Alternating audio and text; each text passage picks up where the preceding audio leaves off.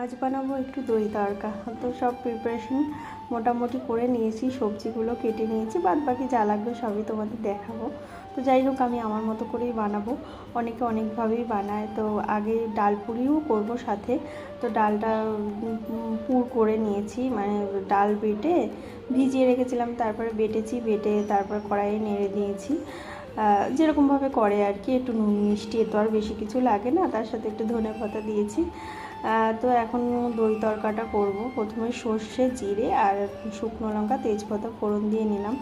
এবার পেঁয়াজ আর রসুনটা আগে দিয়ে নেব। পেঁয়াজ রসুনটা একটু ভাজা ভাজা হয়ে গেলে, একটু মানে হালকা ভাজা ভাজা হয়ে যাবে, তারপরে সবজিটা এক এক করে দেবো আর কি। প্রথমে আদাটা দিয়ে দিলাম। আদাটা, কাঁচা আদা যেহেতু, একটু গন্ধটা একটু ভাজা ভাজা হলে বেশ ভালো হবে। তো সবজির সাথে সবই আস্তে আস্তে ভাজা হবে, খুব আবার ভাজাও হবে না, আবার খুব গলেও যাবে না, মানে গোটা গোটা থাকবে কিন্তু সিদ্ধ হবে, এরকমভাবে ভাজতে হবে। সবজি দিয়েও করতে পারো বা তোমরা সবজি ছাড়াও করতে পারো। তো সবজিটা দিয়ে করলে কি একটু বাড়ে ব্যাপারটা। তো দেখো, সবজি সব দিয়ে দিয়েছি। এবার একটু নুন দিয়ে দিলাম যাতে একটু মজে যায়, আর দেবো হলুদ, আর দেবো জিরের গুঁড়ো।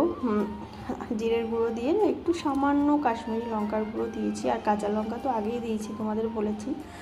আর দিলাম কারি পাতা।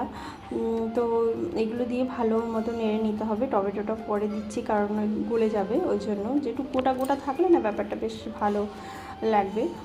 তো যাই হোক, তো এগুলো দিয়ে নেড়ে নিচ্ছি। আর জানো তো, তড়কা ডাল, মানে যেটা হয় সবুজ মুগ ডাল যেটাকে বলে, সেটা আর ছোলা এগুলো আর কর্ন এগুলো ভেজানো ছিল, সিদ্ধ করে রেখেছিলাম। এগুলো মানে আমি খাই। তো যাই হোক, ওটা ছিল তাই আমি ওটা দিয়ে দিয়েছি। তোমরা এটা স্কিপ করে যেতেই পারো, অসুবিধা নেই কোনো। দিলে ভালো লাগে, খারাপ লাগে না। তো আমি কালকে করেছিলাম, তো আমি ভাবলাম দই তড়কা যখন করছি তো ডালটা দিয়ে দিই, বেশ ভালোই লাগবে। তো রাত্রেবেলা খেয়ে দেখলাম বেশ ভালোই লেগেছে, খারাপ লাগেনি। তো দই তড়কা যেহেতু দই তো লাগবেই। তো দইটা দেখো একটু ভালো করে নুন দিয়ে ফেটিয়ে নিয়েছি, নিয়ে এবার আস্তে আস্তে দইটা এর মধ্যে দিয়ে দেবো, তাহলেই মোটামুটি কমপ্লিট হয়ে যাবে। আর সেরকম কিছু দেওয়ার নেই। দইটা দিয়ে একটুখানি ঢেকে রাখবো, তাহলে কি জিনিসটা একদম মানে সবজিটাও মজে যাবে আর ভালোভাবে ঠিক তৈরি হয়ে যাবে। আর কিছু কিছু জিনিস আছে দেওয়ার।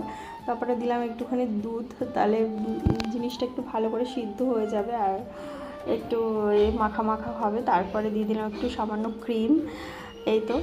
আর চিনি দিয়েছি স্বাদ মতো, যেহেতু টক মিষ্টি সব রকম আর কি ব্যালেন্সটা ঠিকঠাক থাকবে। আর ঘি, গরম মশলা, এই হয়ে গেল। আর ধনেপাতা ব্যাস সবার শেষে।